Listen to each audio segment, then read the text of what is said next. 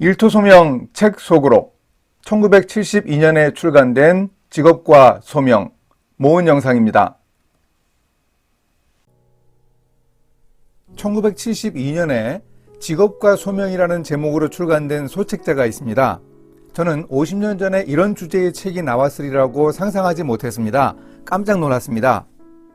대한예수교 장로회 총회교육부에서 출간했는데 당시 미국 북장로교회 선교사로 대구 지역에서 주로 활동한 구의령 선교사가 지은 책입니다.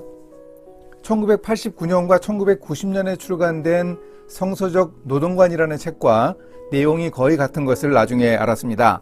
같은 책을 새롭게 출간한 것으로 보입니다. 이 소책자의 존재를 알고 나서 몇 년 전에 전국 5개의 도서관에 있다고 확인을 하고 국립중앙도서관에 있는 책을 가서 직접 빌리지는 못하고 파일 자료를 출력해서 봤습니다.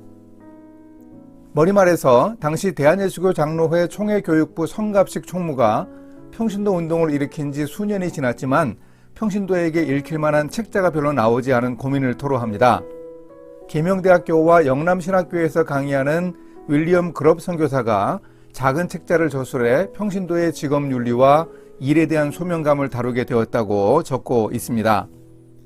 지금도 잘 알려진 교회당을 짓고 있는 세 사람의 석공 이야기로 구의령 선교사는 직업과 소명 주제를 다루기 시작합니다. 벽을 만들기 위해 돌을 쌓는다는 첫 번째 석공, 자신과 가족의 옷과 양식을 사기 위해 일하고 있다는 두 번째 석공이 있었습니다.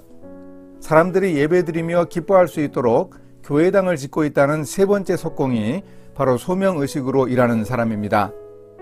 현대사회에서 크리스천은 일상생활과 신앙의 관련성을 발견하고 세상에서 소금의 역할을 다해야 하는 사명이 있다면서 직업과 소명 주제의 논의를 먼저 성경 이야기로 풀어갑니다. 구약 성경에서는 사람이 하는 일은 하나님께서 세상의 질서를 세우시는데 정상적이고 꼭 필요한 부분으로 봅니다.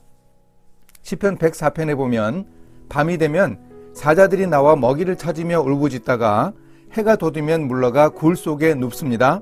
그러면 사람이 나와서 일하며 저녁까지 수고한다고 노래합니다. 세상 만물의 질서 가운데서 사람의 역할에 대해서 말합니다.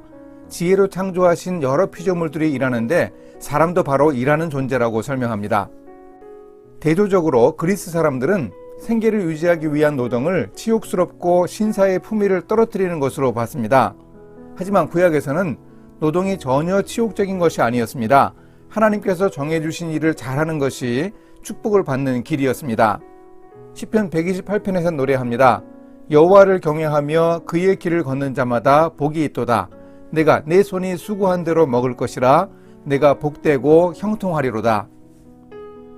신약에서는 인간의 일상적인 노동보다는 그리스도께서 하신 일이 강조됩니다. 너무도 당연합니다. 예수님이 몫으로 일했다는 사실보다는 인류의 구속자로서 하신 일이 더욱 부각되었습니다.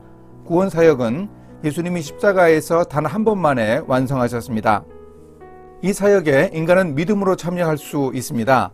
이런 의미에서 신약에서 인간의 주된 일은 실제로는 인간의 일이 아니고 하나님의 일이라는 겁니다.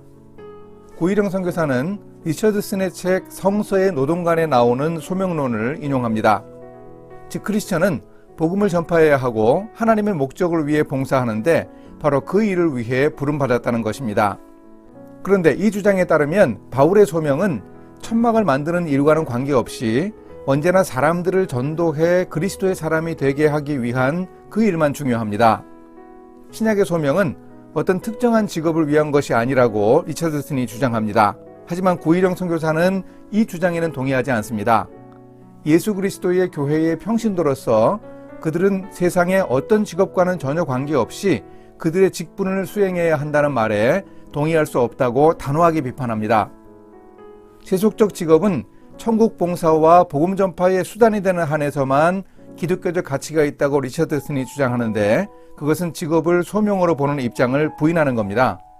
의사이고 교수이고 노동자로 하는 일이 아니라 주일에 교회에 와서 봉사하고 예배드리고 역할을 다하는 일이 중요하다는 것은 이원론적인 한계가 분명한 짧은 생각입니다. 바로 이 중요한 점을 놓치지 않으면서 비어드3의 글을 인용하여 바울의 소명론을 구의령 선교사가 설명합니다. 여기서 직업이 소명인 이유를 명백하게 밝히고 있습니다. 다른 사람과 약한 사람에 대한 관심으로 바울은 기왕에 있어 오던 재정적인 지원을 거절했다. 그리고 그의 노동은 전체 소명의 일부가 된다. 바울이 천막 만드는 일을 하며 선교한 것 자체가 폭넓은 소명이라고 소명에 대한 이해를 밝히고 있습니다. 이 일은 그리스도를 통한 구원받은 성도의 삶에서 근본적인 사랑의 동기를 부여해 줍니다. 비천한 일이라도 주님을 사랑하여 죽게 하듯이 하면 복음 전파에 공헌할 수 있습니다. 따라서 크리스천 노동자는 사람을 섬기는 것이 아니고 그리스도를 섬기기 때문에 일을 할 때도 양심적으로 정직하게 해야 합니다. 이렇게 하나님이 우리에게 주신 일을 해내는 수고는 바울이 말하는 대로 결코 주 안에서 헛되지 않습니다.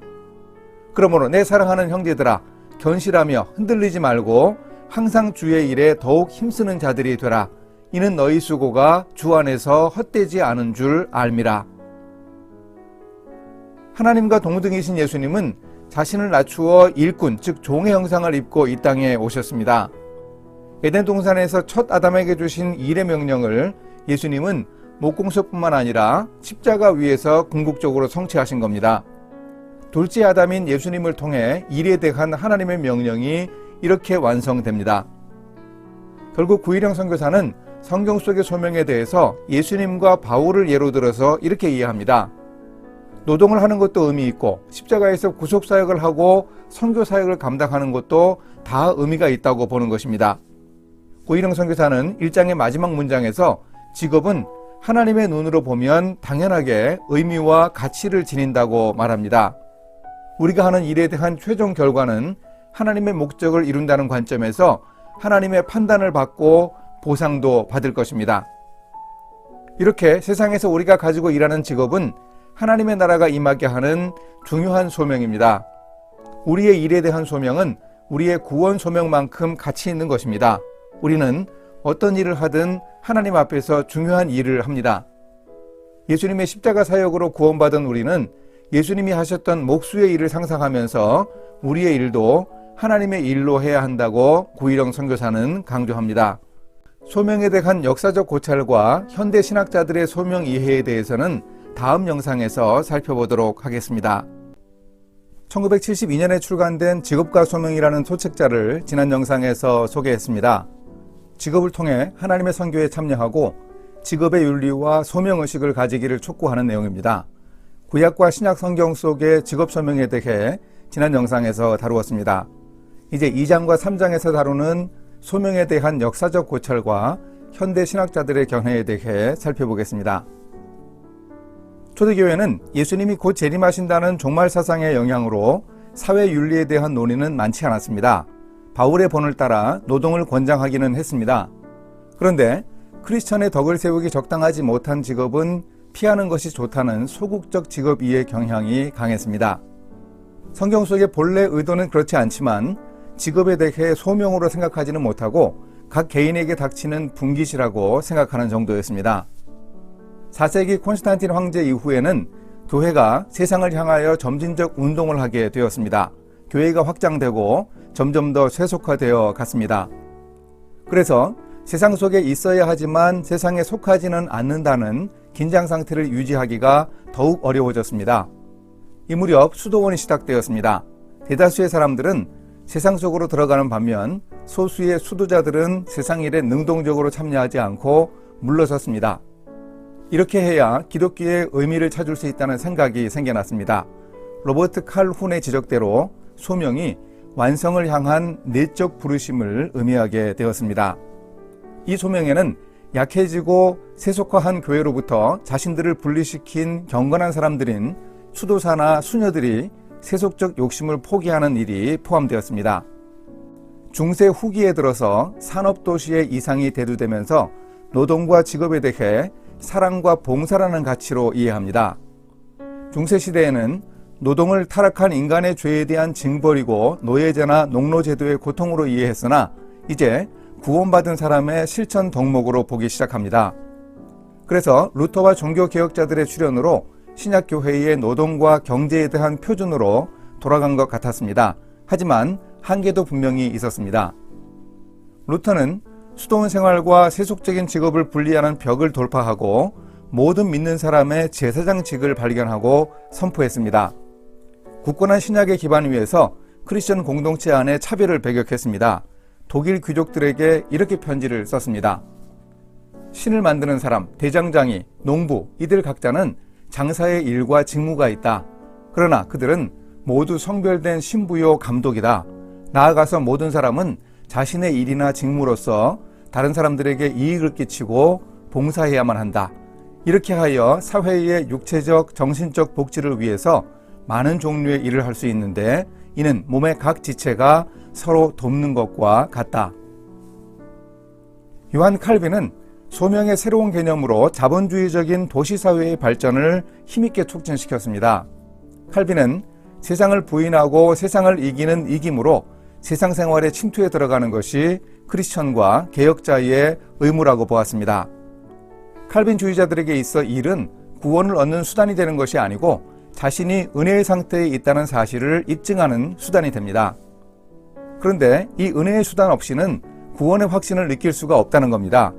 세속의 직업은 그 자체가 종교적인 의무가 되어서 일하며 믿음을 실행할 수 있는 기회를 제공합니다. 이후의 칼빈주의자들은 청교도적 율법주의와 준엄한 자기훈련을 강조하며 소명의 의무를 발전시켰습니다. 소명에 전념하기 위해 모든 번잡한 세상 일을 끊어버리고 노동으로 생긴 이익을 개인의 향락을 위해 사용하는 것을 거부했습니다. 오늘날 우리는 세상에서 하나님의 백성이 되려는 두 가지의 노력의 좋은 점은 물론 그 한계점도 쉽게 볼 수 있습니다. 첫째, 타협의 길을 떠나 수도원으로 가는 운동은 신앙의 본질을 지키는 것 같으나 하나님께서 구속하기로 작정하신 사회를 격리시킨 대가를 치러야 합니다. 둘째, 대조적으로 일터를 선교지로 보고 세상 속으로 들어가는 운동은 변화시켜야 할 세상과 관련을 맺으며 능동적 접촉을 갖는 이점이 있습니다. 현대의 영미신학자들도 성서적이며 세상에서 교회가 당면하는 상황에 적절한 원리를 세우려고 노력했습니다. 해리 블레마이어스는 하나님이 인간사에 능동적으로 역사하시며 세상은 신부와 수녀는 물론이고 농부와 광부도 필요하다는 사실을 하나님이 충분히 알고 계신다고 했습니다. 합리적이신 하나님은 사람들에게 자유를 주셔서 직업을 택하고 소명을 가지게 하신다고 보았습니다. 로버트 카루는 본래 소명이라는 뜻인 보케이션이라는 말이 직업이라는 뜻으로 세속화된 현실에서 바람직하게 본래의 의미로 회복해야 한다고 보았습니다. 소명은 조직적으로 끊임없이 필요한 일, 각 개인의 재능을 의도적으로 발휘하며 발전시키는 것이고 세상의 일과 일상생활 안에서 즐겨 공헌하는 것이라고 했습니다. 퀘이커 교도인 엘튼 트루블러드는 직업의 최고 영예는 재능을 맡은 청지기인 우리가 이 일을 통해 세상 사람에게 유익을 줄 수 있는 것이라고 보았습니다.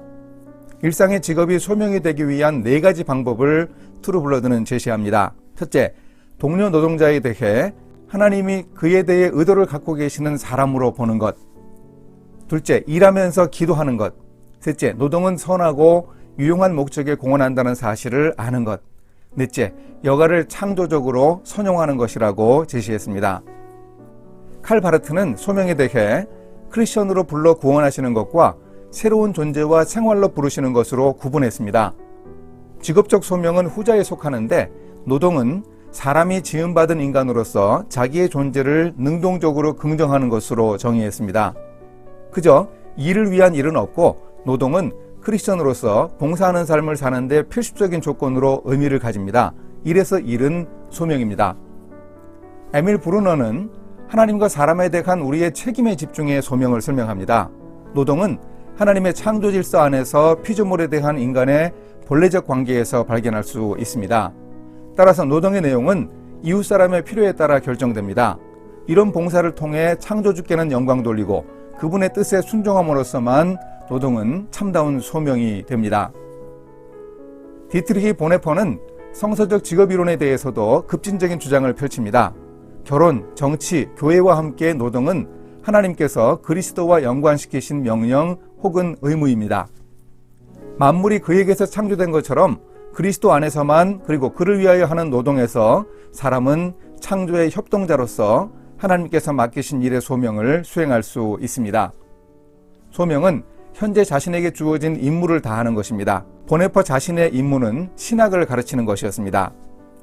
죽도록 충성하는 것을 강조하니 급진적입니다. 아니, 급진적이기보다 하나님이 본래 우리에게 요구하시는 바입니다.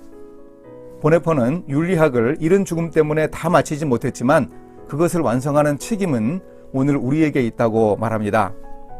우리는 믿음으로 우리의 일터에서 그리스도를 만나고 그가 우리에게 주시는 십자가를 알고 새로이 지게 될 것입니다. 구속함을 받은 공동체의 구성원으로서 우리의 이웃을 위하여 자기를 낮추어 봉사함으로써 이 세상에서 새 창조의 일에 동참하도록 그리스도께서 우리를 부르십니다. 결론 부분에서 구일영 선교사는 인천 산업전도의 경험을 살려서 산업 선교인으로서 어떻게 실제적 적용을 할 수 있을지 구체적으로 제안하고 있습니다. 노사분규와 주일성수, 직업윤리의 문제 등 3가지 사례를 통해 크리스천들이 겪을 수 있는 윤리적인 딜레마에 대해서 구체적 사례 질문을 제시하며 토의를 제안하고 있습니다. 직업과 소명 소책자는 소논문 분량이고 50년 전에 외국인 선교사가 한글로 쓴 책이지만 그 자체로 큰 의미가 있습니다. 크리스천으로서 일터에서 어떻게 일을 이해하며 크리스천답게 일할 수 있는지 꼭 필요한 내용을 제시한 성경적 직업관의 길잡이로도 손색이 없습니다. 감사합니다.